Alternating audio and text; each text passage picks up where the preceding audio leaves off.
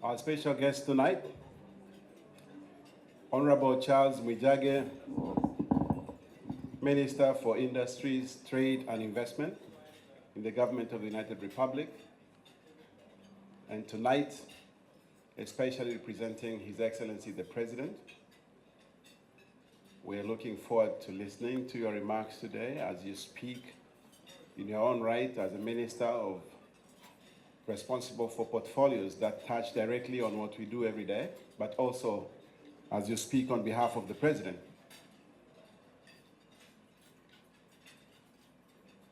Honorable Minister Mwigulu, Nchemba, Honorable Ambassador Amina Salum Ali, Minister for Industries, Trade and Marketing, the government of the Revolutionary Government of Zanzibar, Honorable Ambassadors and High Commissioners present here,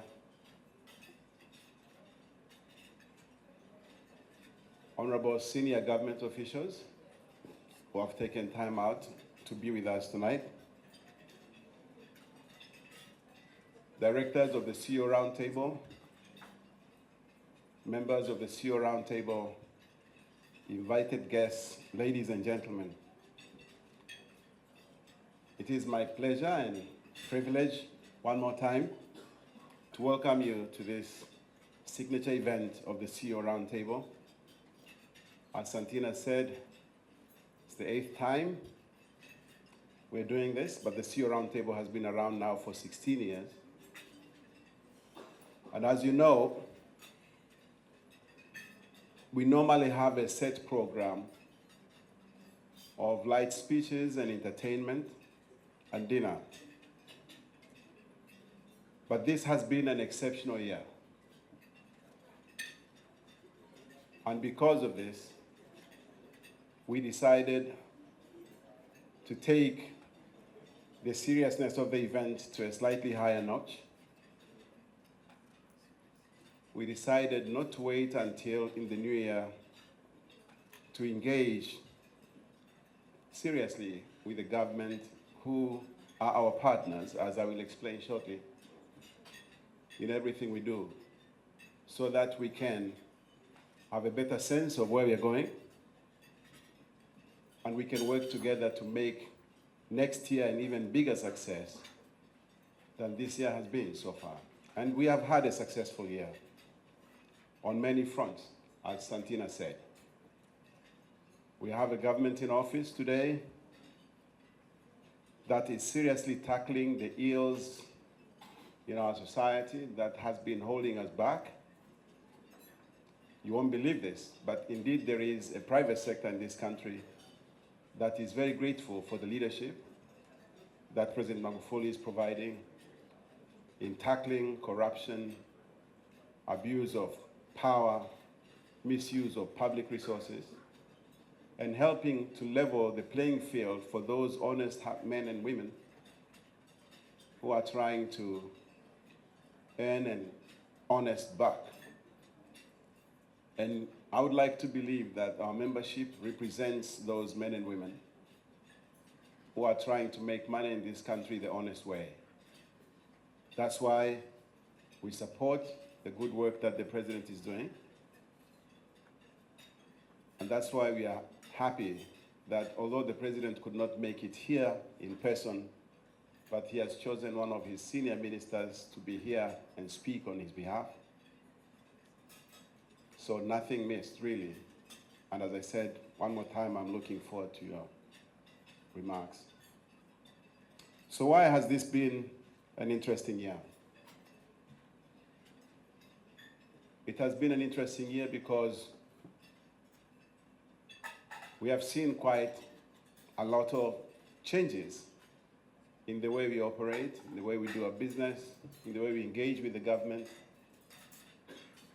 The ground on which we stand has shifted, and as I said, in a way that encourages us, but also at the same time causes anxiety. And that's why it's so important that we speak one more time about the kind of partnership that we want to have between the government and the private sector of this country. Honorable Minister,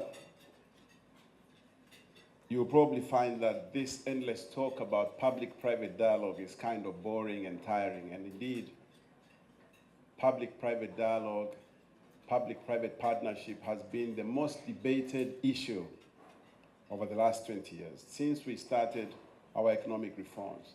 Everybody talks about public-private partnership, public-private dialogue. And you would have thought by now the concept will have been understood. But it seems to me, at least, that there is still a lot of work we need to do to make sure that when we talk about public-private partnership and public-private dialogue, we actually are speaking about the same thing. On the one hand, we seem to be making progress. On the other, we seem to be standing in the same place, as I will explain. And that's why we are concerned, and that's why we are seeking your reassurance and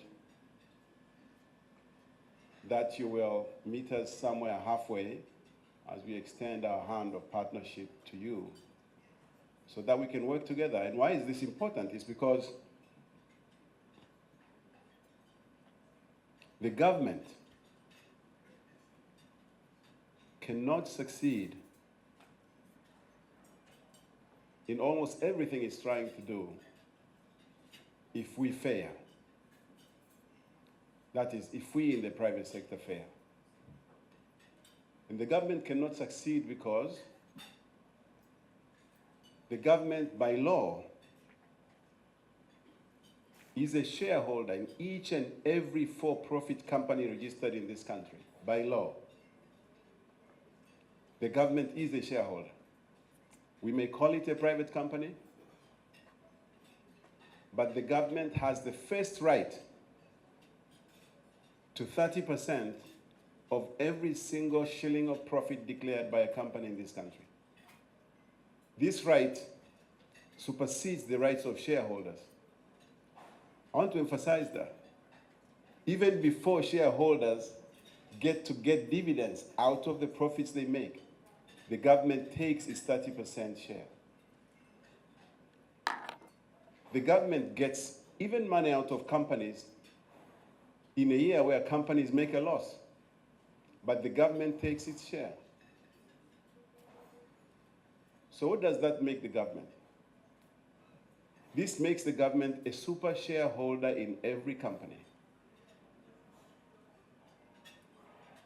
And that's why we think that the government should be concerned about the success of each and every company in this country.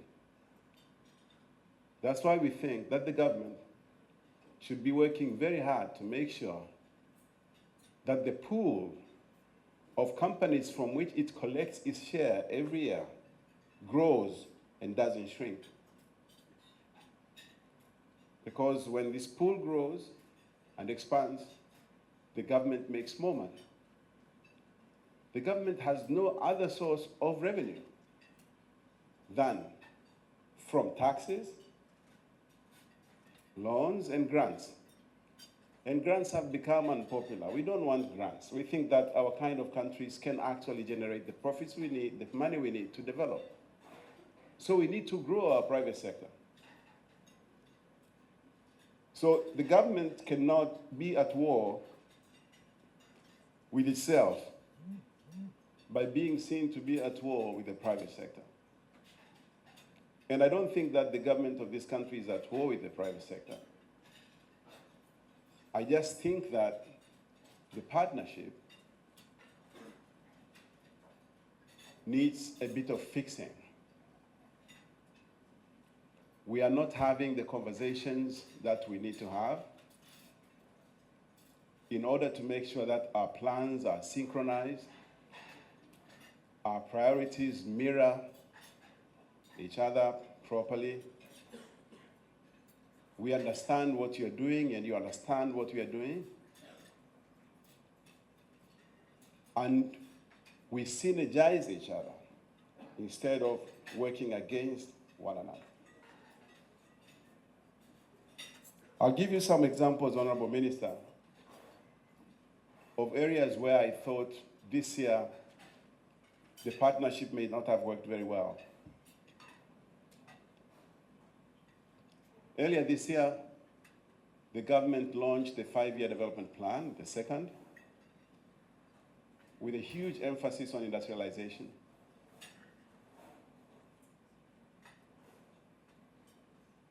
A very bold and ambitious plan, one we very much support as private sector, and one in which we see tremendous opportunities.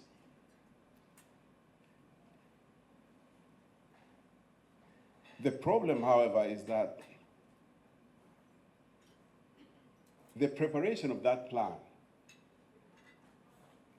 did not involve, contrary to what some people may have told you, did not involve the private sector in a serious way. I know this because I am a member of a high-level steering committee that involves permanent secretaries that has been helping the government to review the 5-year development plans as it went through various iterations as it was being worked on by experts.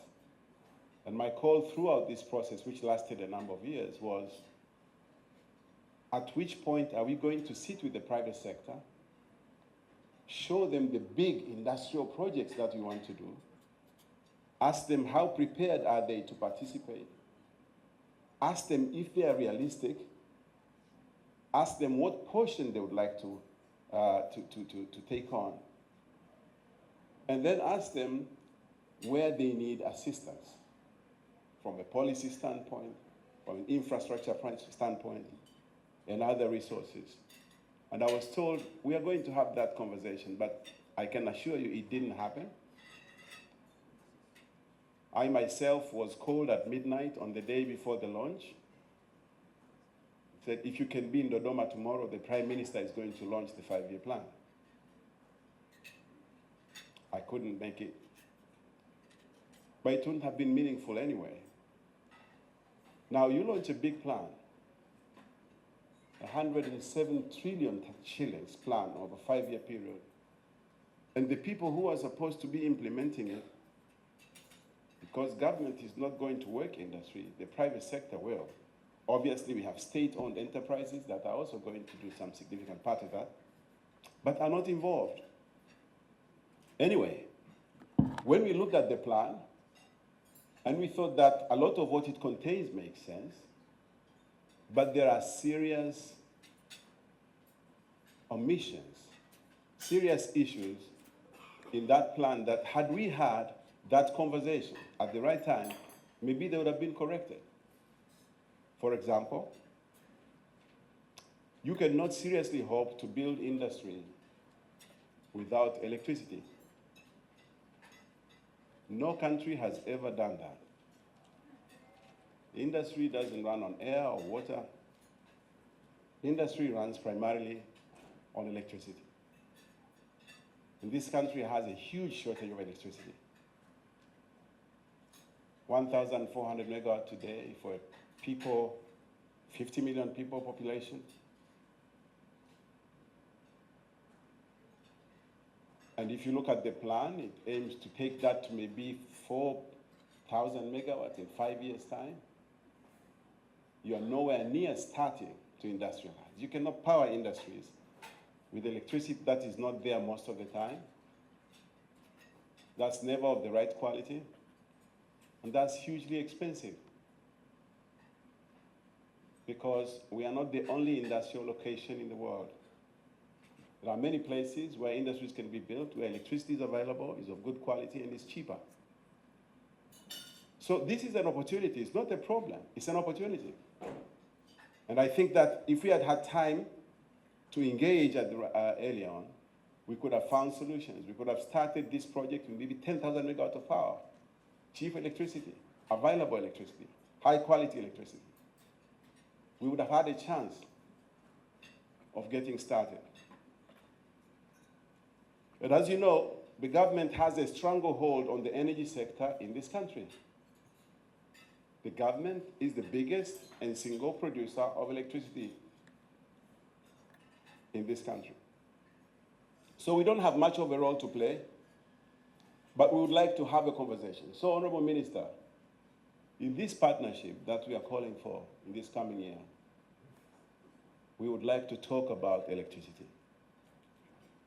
We'd like to talk about electricity in a serious way so that we can together plan and have a better chance of success.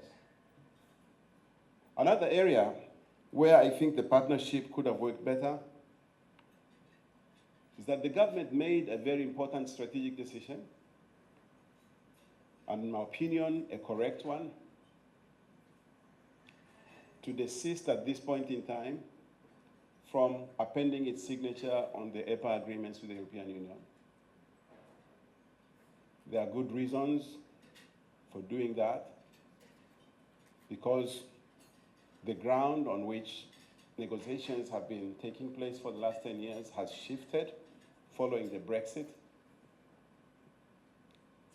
I personally had the exceptional honor of being appointed co-chair of a UK parliamentary committee that was established by the UK Parliament to look into impact of UK's Aid to Africa Free Trade Initiative, which supports trade and regional integration across the continent. It's a big multi-billion pound program. And we had to extend the mandate of our committee in order to look at the implications of Brexit on that particular policy initiative in the UK. So I think it was the correct thing to do for the government of Tanzania to say no, because of Brexit, and with the UK being our single biggest trading partner in the European Union, if they are no longer part of the EU, there is every reason for us to want to, first of all, understand what has changed and what its implications are going to be. So that is okay. What is not okay is that the private sector wasn't involved. And most times, people in government think we don't have anything useful to say. But I say to them, we are the ones who are trading with the UK. We are the ones who are trading with the EU. You, Mr. Public or Government Officer, what are you trading? So the policies that we formulate, they affect me directly. So I think that it would have been useful to engage the private sector. And if you ask, people will tell you, we spoke to TPSF, we talked at the TNBC meeting.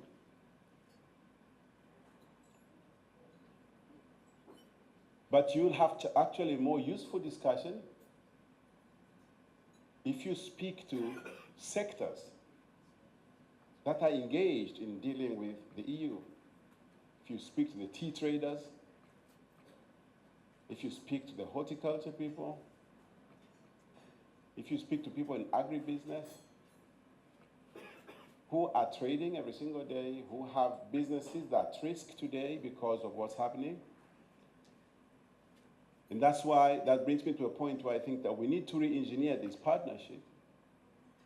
We've had the TNBC for the last 16 years now. I think it has been very useful. But maybe time has come to look at whether it serves us and serves the purposes or the ends of business in this country. I think the private sector has grown now, that sectors are so big and are involved in such big trades and risks that are associated with that, that they may actually need to sit face to face with their counterparts in government and discuss what's going to happen to horticulture exports when we sign this EPA or don't sign this EPA. Now, having made the right decision to desist from signing, I know at some point you're going to return to the negotiating table. And you are going to presenting a position, what the government would find acceptable before signing. We would like to be involved in that conversation. We would like to be part of that discussion before you go back to negotiate with the EU, so that we do not find ourselves with something that could have been better. And then it's going to be very difficult to unravel that. So that, for example, is another area of partnership where I think that there is a lot of opportunity for improvement. And we have seen for the first time in the history of private banking in this country, our banks reporting losses, some banks being threatened with bankruptcy during this last quarter. We all understand where the shocks are coming from, the nature of the problems. But I think that we are going to not be able to solve these problems just through re-engineering of our businesses by themselves. We need to work with the government very closely to make sure the financial system doesn't continue being destabilized. And we find that attempts made by our members, the bankers, to engage the government in this conversation are not being very successful. We'd like to appeal to you and through you to the President that the financial sector was about to reach a point where we could say, maybe it's not exactly mature, but it's beginning to be something. It's a sector that is making a huge contribution to this country.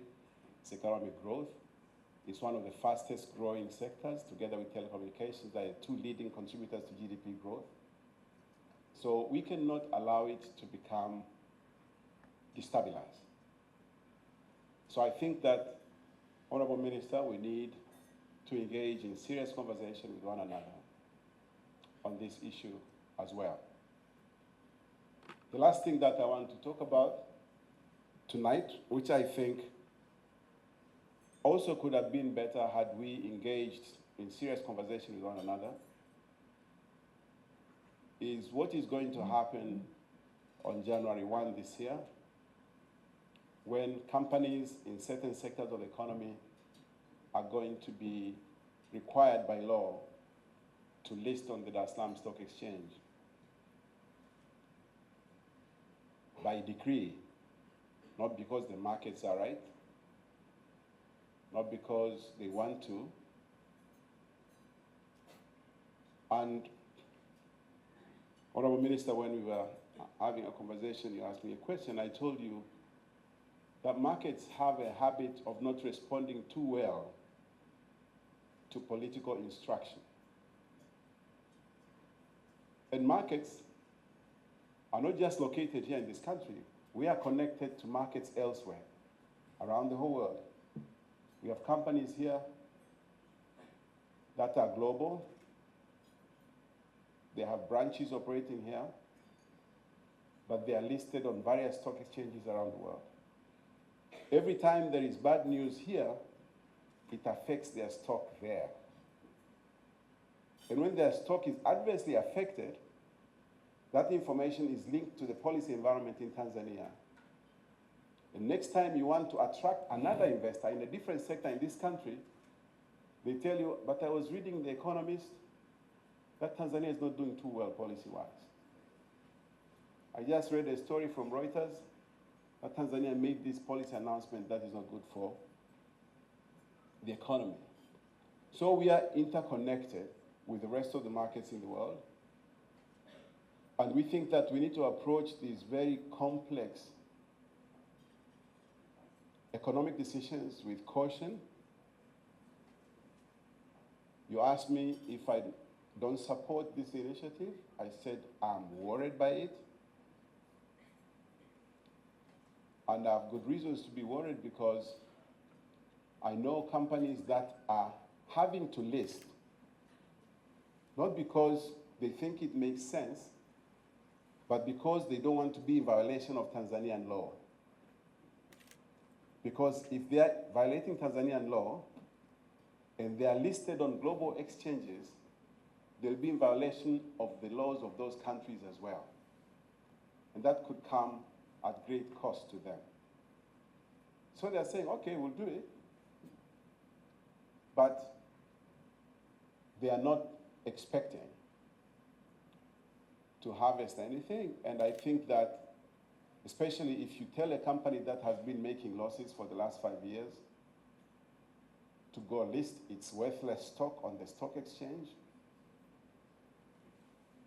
then you're asking people to invest in stock that is worth $0. There's no prospect for profits in a few years' time. That was not a very smart decision. And I think that we could have avoided it through conversation and serious dialogue as partners. So I could continue, but it's because partnership of the kind that we have is deeper, is wider than partnership that men and women have with one another, or spouses have with one another. This is a serious partnership. We fall, you fall. So let's talk seriously. I have been in meetings with government officials. Recently, at the last national TNBC Executive Committee meeting, and we were discussing a serious policy matter about formalization of land ownership. And we thought that there was a problem with that policy that was missing inputs from people in the private sector who are going to deal with those products of land policy that are being developed. So I suggested, why don't you invite people from banks, from the legal profession, people in real estate, to sit down with you to discuss this. They said, no. First, we want the technical committee of government officials to deal with this. When we are done at the technical level, we'll bring it to you. And I'm telling them it's too late. But I wanted to know the qualifications of those people in the technical committee. What do they know about lending and borrowing? What do they know about building stuff? What do they know about the risk associated with that? You have people preparing land titles using a formula that threatens to roll back the gains we have made over the last 15 years. As you know, Honorable Minister, 15 years ago, banks were rejecting land titles as collateral. Because 15 years ago, if you borrowed and used your collateral, your land title as collateral, and you failed to pay, if the bank wanted to foreclose, you could go to the court, get an injunction, and block the bank for the next 15 years. Now we lobbied the government. We said this was not right. And painstakingly, it took a long time. Eventually, the government came along and helped us and sorted out this issue. Today, banks are accepting properties, landed properties as collateral. People have been able to borrow and build businesses using money borrowed from banks. Because if you fail to pay, banks can foreclose. And you cannot go to court. But now there is a movement to reverse that policy. Public statements have been made that banks are scamming people. They are selling properties at low prices. Now I'm saying we cannot interfere politically in the marketplace like that. These policies may be popular with some people who have borrowed and have no intention to repay. But if we try to appease these people, we are going to destroy something that took us a long time to build. So again, Honorable Minister, I think that we need to engage in serious conversation with one another. I think that members of the private sector have the capacity, technical, financial, even political, to engage with their counterparts in government and produce something that's useful for this country and contribute to policy in a very meaningful way. We have in this room people with all manner of degrees and experiences and networks. They have worked in multiple countries, in tough environments. They have run companies, they have destroyed companies, they have turned them around. These people are a huge resource for the government to tap when developing policy. And they willingly do so without pay. Because we know if the government makes good policy, we are going to thrive. If the government makes a smart industrialization strategy, we are going to thrive. If the government shares with us its plans ahead of time, it tells us we want to develop this sector. This is a priority sector. And we say, but Mr. Government, are you sure? Say yes, and they convince us. It's okay. Let me go look for money. Let me go look for partners. Let me go look for technology. Because I know the government is moving in this direction. But if the government keeps policy as a secret, only to announce it in the Doma as a surprise, and then we have to play catch up, that's not good strategy. The private sector must be informed in advance, 15 years ahead of time. We are going to build this, prepare, look for money, train people, build infrastructure. We are going to do this. It's not right that almost 20 years after we made the decision that we are going to start exploring and producing oil and gas in this country, that private sector players who are trying to build industrial parks to support these big investments are fighting with village governments and municipalities in Lindi and Chinga to get land now, many years after the investment decisions were made or supposed to be made. In other countries, the government will tell you, it was a secret. I was asking around, where is the LNG plant going to be built? It was a top secret. But people in Norway, people in London, people in Houston knew about it. I didn't know. And I'm here. So the government doesn't want to share this strategic information with me, but they will share it with the World Bank, they share it with the ADB, and the ADB will share it with the Europeans and the Americans and the Chinese. Nobody shares with Tanzanians.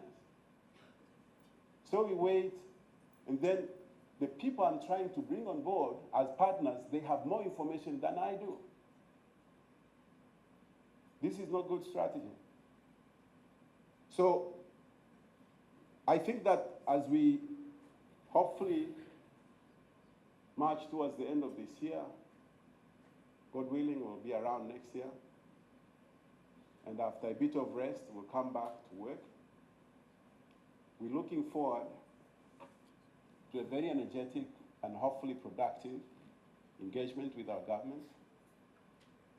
A government whose policies we support wholeheartedly.